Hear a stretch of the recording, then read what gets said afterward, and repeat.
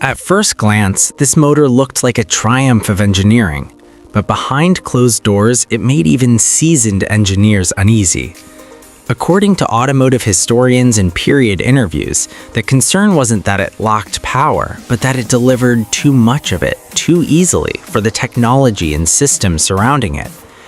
The engine revved higher, ran hotter, and produced stresses that pushed components like transmissions, brakes, and tires well beyond what they were originally designed to handle. Engineers worried about long-term durability, unpredictable failures, and how average drivers would manage performance that bordered on race-ready.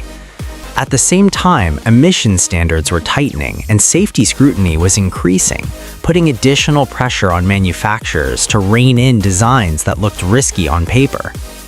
Some insiders reportedly questioned whether the engine was simply ahead of its time, built for conditions that wouldn't exist for another decade. In the end, caution won out over ambition, and development slowed or stopped entirely. It wasn't fear of innovation that ended its rise, but fear of consequences. And that's something worth remembering whenever progress moves faster than comfort allows.